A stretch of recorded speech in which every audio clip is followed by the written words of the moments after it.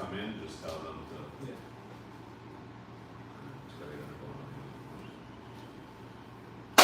Yep. So yeah, so we left off on all this ICE stuff, and I mean, like I said, to me, it hasn't really impacted the other states yet. I mean, mainly just the bigger cities. I pretty much live tri-coastal. Like I grew up in Connecticut, New York, and mainly Miami. So I got like roots everywhere, and a lot of people I do business with in other states. So pretty much my brand's like global, so I consult with a lot of people, and that's what, you know, being an entrepreneur, being a serial entrepreneur, that's what helps me to make like calculated decisions, because I tell people you gotta like feel the temperature of things. So I consult with a lot of people. I'm like, you know, how is this affecting your business? How is this affecting this? You know, like the other day I got rid of my car because the shit was depreciating, and I was able to walk away with cash right in the mix of this weird inflation shit. So I've been that way my whole life. It's like trading cards and shit like that. So I'm like, I want to see from your perspective as a business owner, you being an LA native, because you've been here longer than me. I've only been living on the West Coast for like 10 to 12 years. LA, like 8, I would say full time. Out of that 10, 12 before I found my footing. And I see it in every industry. Like, you know, every single industry here is being affected. So I want the people watching, you know, from a hard-working entrepreneur that is ethnic perspective, because that's the future. Like, you know, like you said, until this stuff goes away, like how long are we gonna continue to deal with this stuff, and how is it affecting people? Like, would you say you see a difference with the inflation? Like, what does inflation mean to you? Like, when you give somebody a business estimate, are you dealing with racism? Are people saying, oh, I don't want to work with you because you're ethnic? And this ICE stuff, or are you able to thrive through it? That's what I think is important, because that is a pivot right now. If you see most of my social media, my TikTok, my Instagram, you're gonna see who I am. Like, you're gonna see what I wear. You're gonna see the type of person I am. I talk a lot about, you know, fuck ICE. I talk a lot about being a proud Mexican, being a proud Mexican American, because I did become a citizen in 2020. So, you know, thank you. I'm also very proud of being. I've been here since I was 3. You know, I feel more American than I am Mexican. Facts. I feel like I've been here so long. So I am proud. Yeah, based off of your upbringing and your culture, technically, okay, you have Mexican roots, but your culture is LA. Yeah. Day to day, LA for 34 years. Exactly. I respect it. So that's the kind of person I am. That's the kind of person I put out there, and even what my you put into your work as well. Even my mom tells me sometimes, she's like, don't be saying so much, or don't be showing too much, because she comes from the mindset that if you say too much, people get mad, and it's so controversial. They'll throw some bad energy towards you, or the evil eye. Yes. If you put stuff out there, there's people out there that don't want good for you. Facts. But I'm like, you know what? Fuck them. If this I like that mindset. This is who I am. I'm not gonna hide it. Facts. I'm not gonna hide who I am. If I want to say I'm a proud Mexican American, but you think I shouldn't be because I might ruffle some feathers, then the people that their feathers get ruffled shouldn't be following me. Yep. And I like that, because I don't believe in dumbing ourselves down to fit in place, especially that we've outgrown. So as an entrepreneur myself that's constantly trying to grow, constantly trying to get to the next level, I hear what mom is saying, because my mom tells me the same thing back in Florida. Hey, be careful. Be careful with the conversations you engage in. And I guess because I don't live like a typical 9-to-5 lifestyle, I don't have to like. No, we're putting our shit out there. Yes, you have to, and I feel like a lot of this platform is freedom of speech. You know, we can express ourselves and be who we are. That's what people come to America to live the dream and express. So I respect that a lot, and that's why I asked, because now going into public settings, I'm like, should I say this? Should I not? Should I be open-minded? You know, and it is political, and I know that a lot of people aren't as open-minded. So that's where I have to bite my tongue, and it is a scary thing not knowing who can I engage with. Can I be myself? Can I be open? And luckily we connected through creativity, and I feel your soul. I'm Jamaican, I know that you're down to earth, and we can communicate on these type of levels. But what if you were a straight edge person that wasn't so open-minded? You'd feel offended. Yeah. And I learned like a lot of people are temperamental with these things, so that's why I like to ask these topics. That's why, because I put all this out there, the people that come to me for branding or for logo designs, they already know what they're getting into. Yeah. So I don't get people that come to me and are like, oh, well, you know, I don't like Mexicans. Yeah. Well, because if you're coming to me, you already know I'm Mexican. Yes. So all that. Yes, because you already put that out there. It's like putting my stuff out there is kind of like the filter system to get the people that want to work with me. Yeah. And right away, if you're the kind of person where I'm like, oh, you're telling me what to do, I'm not a good fit for you. Yeah, and I like your shirt, by the way, not to cut you off. Just seeing, I don't know if, because I'm creative, what I'm seeing that it symbolizes, does it symbolize the U.S. flag and a sombrero? So no? It's gonna, That's the thing. It depends on your perspective, your life of what you see. For me, Yeah. this shirt represents who I am. 1,000. I'm a Mexican American, and I don't represent the American flag. I don't represent I mean, not to say the American flag is bad, but the current status of what the American flag represents doesn't resemble me as a person. No, 1,000. Because they don't It want doesn't. me. Yeah, it doesn't match That your flag, roots. that flag, I'm not good enough for that flag. But I also don't represent the Mexican flag. So when I saw this, I was like, dude, that I get it. represents me. Yes. And this texture is a sarape. It's like a traditional Mexican textile. Yeah. Probably any Mexican household that you go to when it's winter, they bring out all their warm sarapes. Yeah.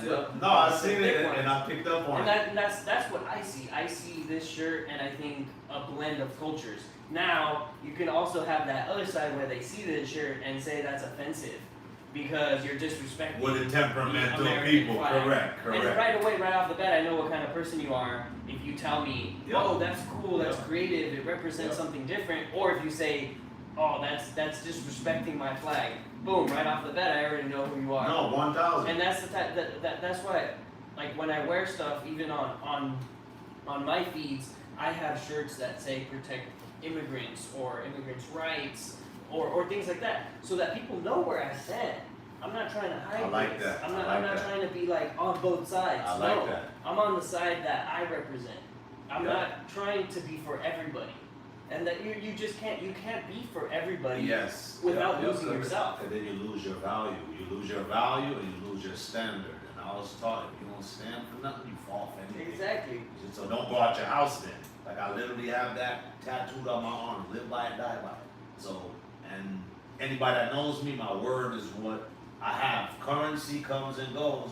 Relationships are held through your word. So I saw that and I was like, it's kind of controversial because like when I grew up, there was like, you know, people that were born in Jamaica and they weren't. So then we would call, like joking around, the half Jamaican, half American Jamaicans. And then that flag was like half Jamaican flag, half American flag. And it was like Jamaicans. And we were like, you're a Jamaican, you know, joking. But we got tough skin. We've been able to see past it. But it was a controversial thing. Just like what you guys are going through. Somebody goes, oh, you're Mexican. You just work in construction or you're a wetback. For us, it was, oh, you're a banana boat. You just ran away from the cruise ship. So that stuff weathered me growing up. So like I tell people, don't take it too internally. A lot of other cultures have went through it. You know, Asians are going through it. I live in LA.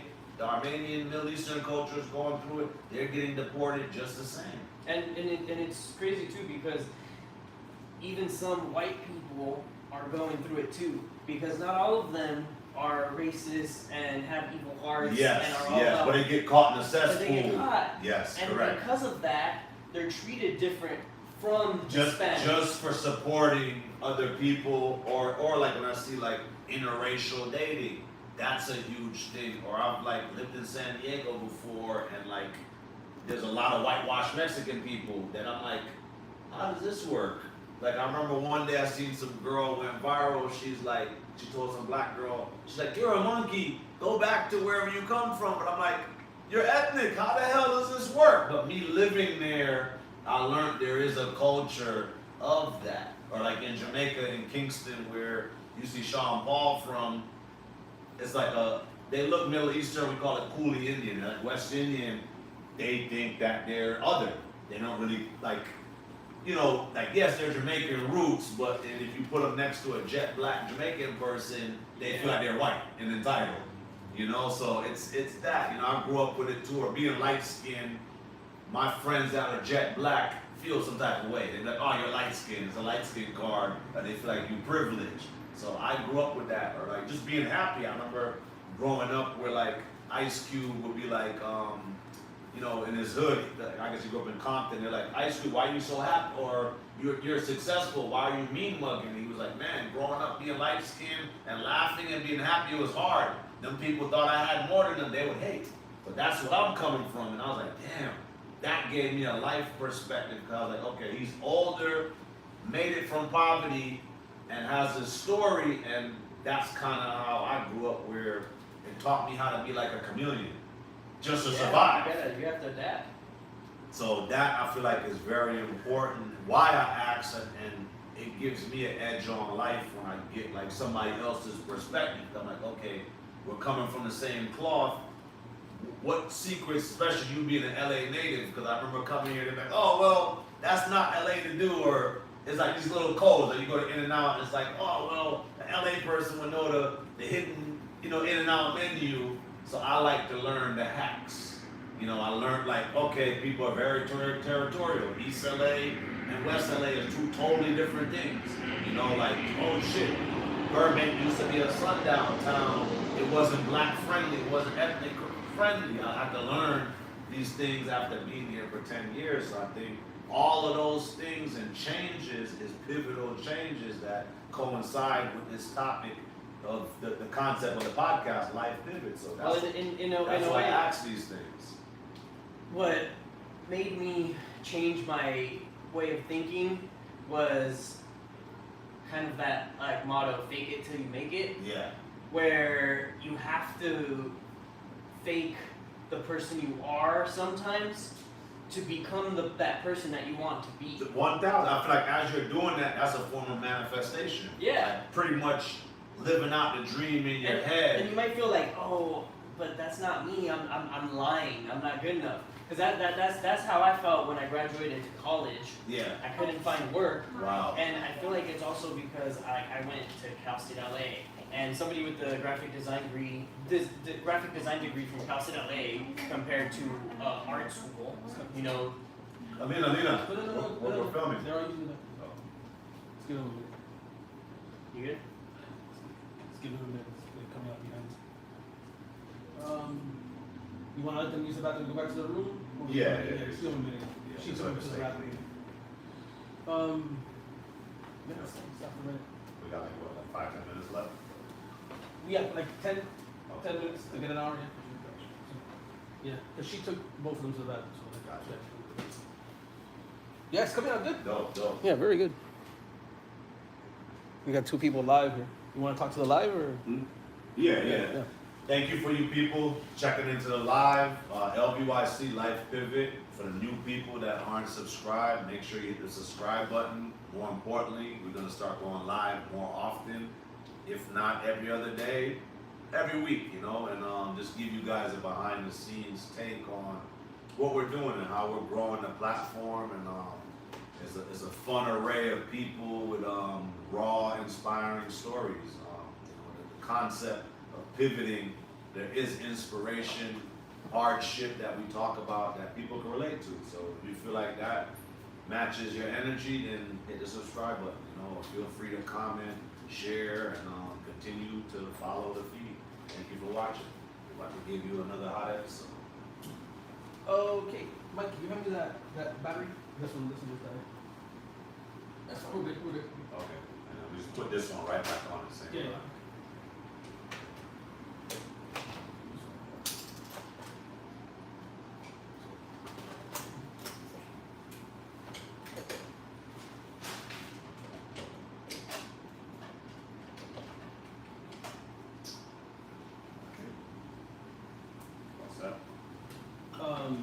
She's in the bedroom, but I think we can go.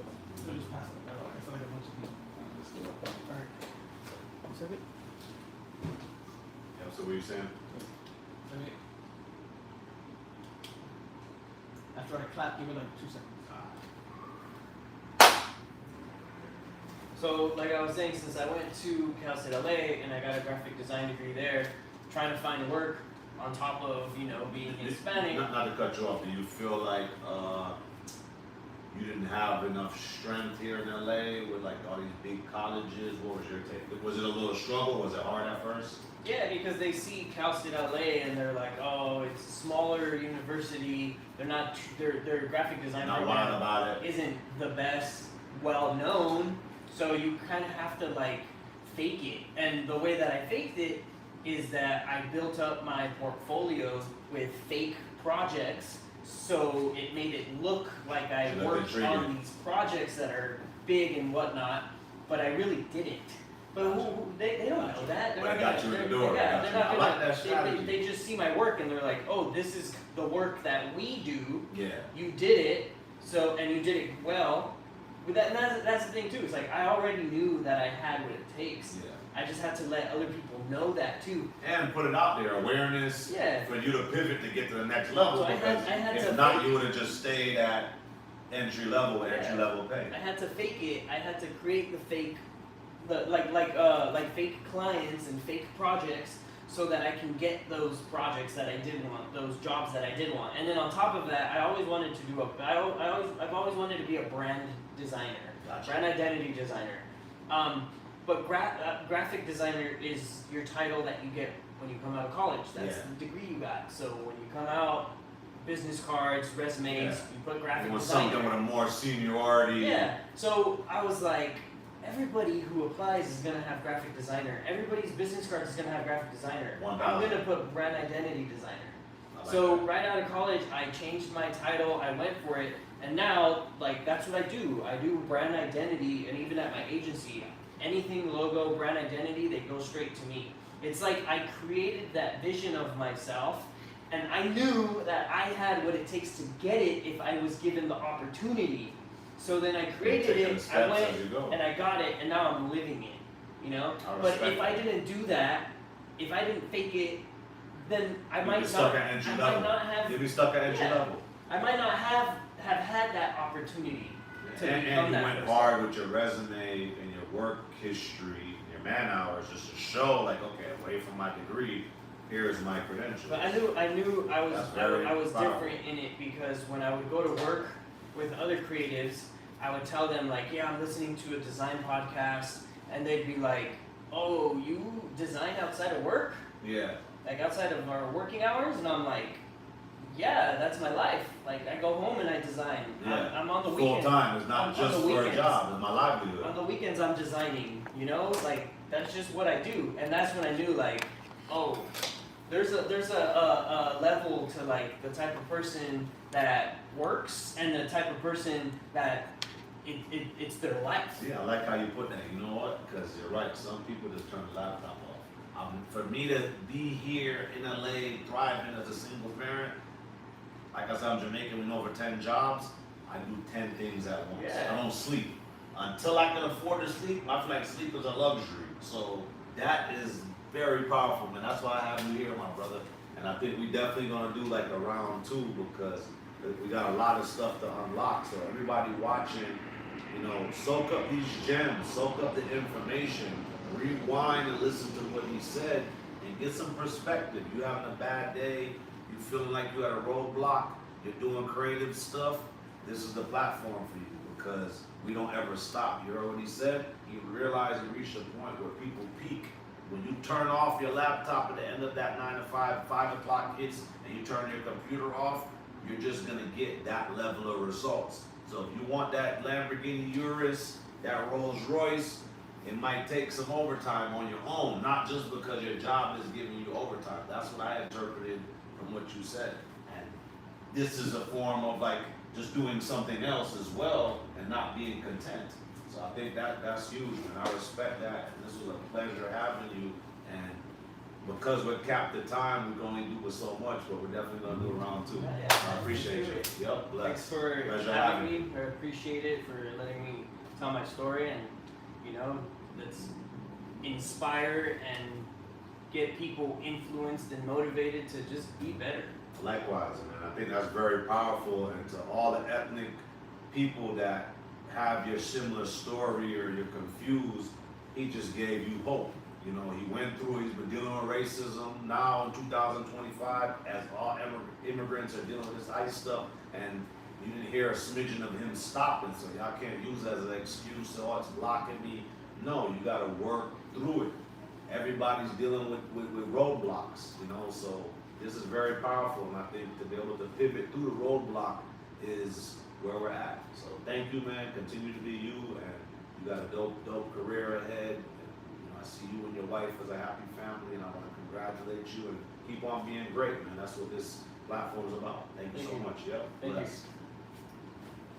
Alright, cut. Good? Dope. Yeah, dude. Yep. Very good. I got you, my brother. Appreciate you, man. That was great, man. Yeah, man. So yeah, we'll do another one. Shit, if you want to bring wifey on board next time. Can I get some shots with you? Just Yeah. Good idea. Quick. So I can put like some sheets. Yeah, so behind the Sheets coming in the scenes. works. Yep. Just to get them curious. And whatever little behind the scenes stuff, I'll send you as well. Yeah, I'll tag you Thank and everything Yeah. else stuff too, man. This conversation.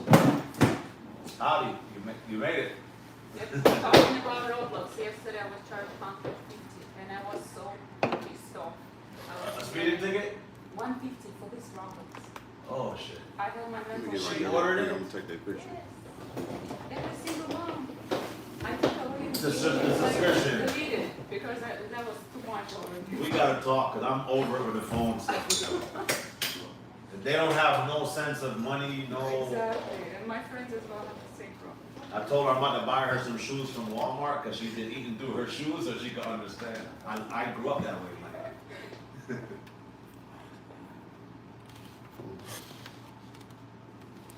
Oh, Go a little closer.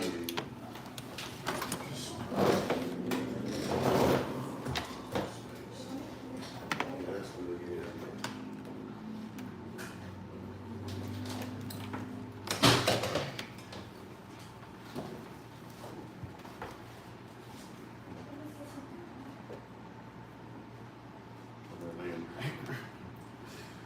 Let's see. All right, let's see. Okay, y'all okay. What was your name again? Felipe? Felipe. Felipe. Mm-hmm. Picasso. Picasso. Picasso. Let's go. Y'all okay.